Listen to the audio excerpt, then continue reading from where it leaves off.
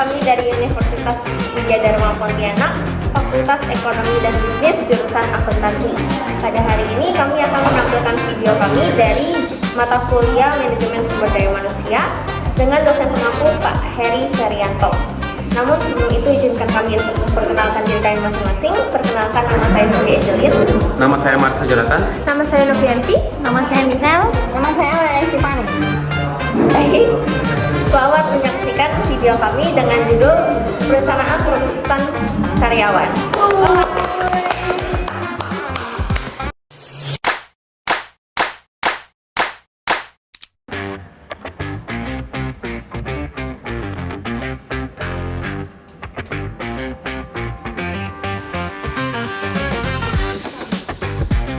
Rekan tim, perencanaan angkatan kerja merupakan proses penting untuk menentukan posisi yang mana yang perlu diisi, mulai dari pegawai biasa hingga dengan CEO. Teknik utamanya itu meliputi analisis tren, analisis rasio, dan diagram sebar. Analisis tren itu bisa seperti memantau pola kebutuhan tenaga kerja dalam jangka waktu tertentu. Jika dilihat dari data ini, jika kita amati tahun-tahun sebelumnya, permintaan tenaga untuk kerja shift malam itu meningkat setiap kuartal kedua. Divisi produksi akan mengalami kelebihan beban bulan depannya. Benar Ibu, analisis rasio menunjukkan kebutuhan karyawan baru per 10 karyawan saat ini. Diagram sebar yang kita gunakan memetakan kebutuhan pegawai berdasarkan performa masing-masing divisi.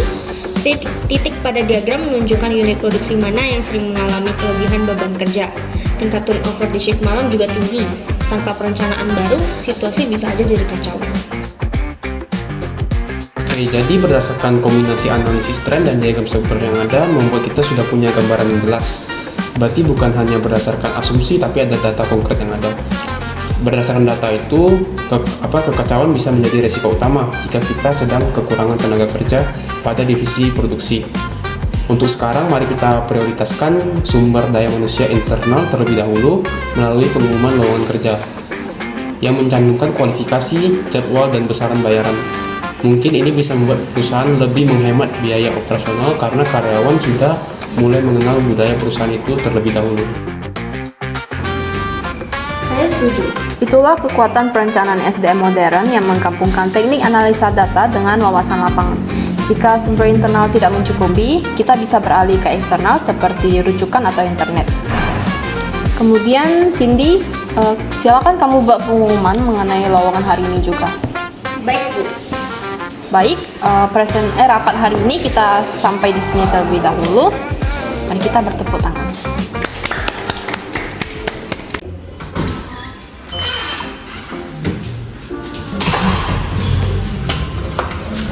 Halo, hai. Kamu kandidat juga ya untuk posisi staf produksi? Oh, kenalnya aku Novi, karyawan internal. Untuk yang daftar pelamar ini dari pengumuman lowongan. Karena menurut aku tuh keuntungan karyawan internal itu kita tuh nggak perlu susah-susah daftar lagi dari awal. Aku merupakan kandidat luar yang ingin melamar melalui rujukan teman. Terus aku mendapatkan informasi dari LinkedIn dan agensi perekrutan. Namun aku agak tegang karena yang aku dengar itu seleksi untuk melamar menjadi posisi itu sangat ketat. Namun yang aku dengar itu perekrutan efektif merupakan suatu kunci untuk mendapatkan karyawan yang tepat, kan? Betul. Menurut dari data piramida perekrutan itu sekitar 69% itu keberhasilannya bagi karyawan internal. Memang sih keuntungannya cepat, tapi itu kayaknya kurang bagus deh.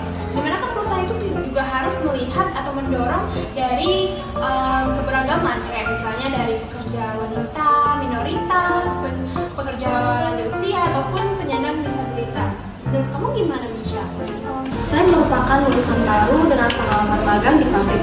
Formulir aplikasi saya diisi dengan memprediksi kinerja. Semoga berhasil ya.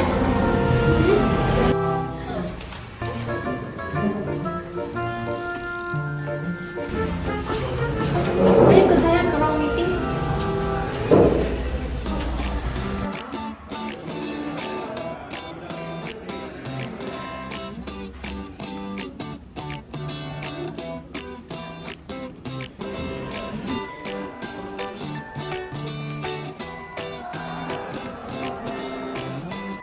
Selamat datang Ibu Nopi dan Ibu Michelle. Kami telah meramalkan pasukan kandidat internal melalui inventory kualifikasi manual atau komputerisasi dan analisis Markov. Dan juga ada eksternalnya melalui pemantauan pasar kerja prediktif. Ibu Nopi, mengapa Ibu memilih sumber internal ini? Saya telah 2 tahun di bagian logistik dan saya siap naik ke produksi karena saya mendapatkan pengumuman dari lowongannya itu sangat jelas yang dimana dia memerlukan keterampilan teknis serta kesediaan shift malam. Jadi opsi merekrut kembalinya itu mantan karyawan juga baik karena mereka sudah mengenal prosedur operasional standarnya. Lalu bagaimana dengan Ibu Michelle yang berasal dari sumber eksternal? Apakah melalui walk-in? Karena tim saya juga membutuhkan karyawan yang cepat belajar seperti telekomuter atau dari lulusan perguruan tinggi yang sudah memiliki pengalaman sebelumnya. Melalui rujukan Pak, saya siap bekerja onsite dengan keterampilan digital dari magang. Formulir aplikasi saya dirancang detail untuk memprediksi kinerja. Saya juga mewakili keberagaman generasi muda. Oke, sangat baik. Sumber internal hemat biaya meskipun terbatas, sedangkan sumber eksternal membawa perspektif baru seperti perekrutan kampus atau pekerja sementara. Kita juga harus mempertimbangkan perencanaan suksesi jangka panjang perusahaan kita. Oke, baik. Pengumumannya akan diumumin nanti sore. Jadi, sekian dulu untuk wawancara hari ini. Terima kasih atas penampilan dan kerja kerasnya. Oke, ditunggu ya pengumumannya. Nanti yang lolos terakhir kami ya. Oke, ini adalah pengumumannya untuk hasil wawancara tadi pagi.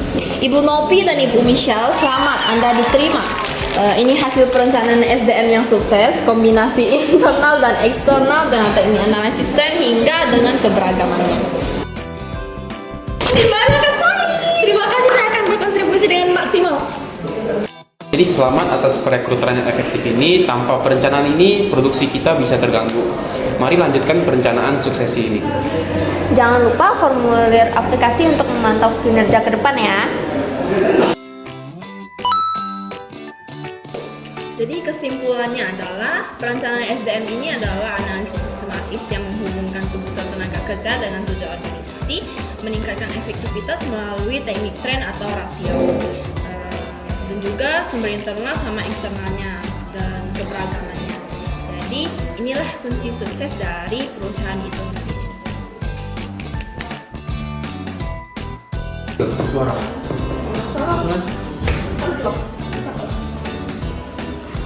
Cepat. Oke. Ini. Bagaimana pesannya selama mempelajari pelajaran SDM? Kalau selama mempelajari materi SDM ini seru dan mudah dimengerti. Tapi seru dalam artian bukan banyak bercandanya, tapi dalam pelajaran tuh kita disuruh banyak berpikir dan itu membantu saya di kehidupan. Oh begitu ya. Baik, oke. Terima kasih ya Bapak ya. Langsung kah? Iya, Ibu. Bagaimana pesannya selama mempelajari SDM? Oke, bagus kok pembelajarannya walaupun sangat teori dan ujiannya sangat susah. Ya. Namun tetap bagus. Bagus Karena ya. membuat kita banyak berpikir dengan keras. Oh gitu ya.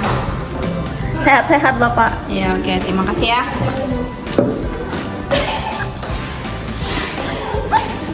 Oke, Ibu Nopi.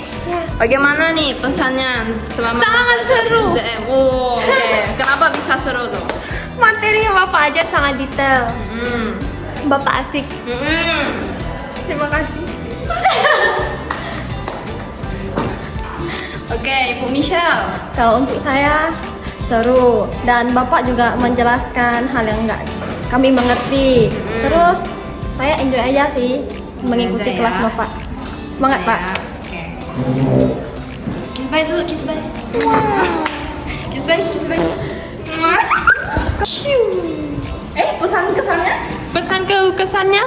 Oh, pembelajarannya asik. Bapak sering buat kita jadi kayak pikir keras untuk menjawab sesuatu gitu. Jadi otaknya tuh kayak sama-sama berpikir keras gitu ya. Jadi kayak, oh bapaknya juga kayak,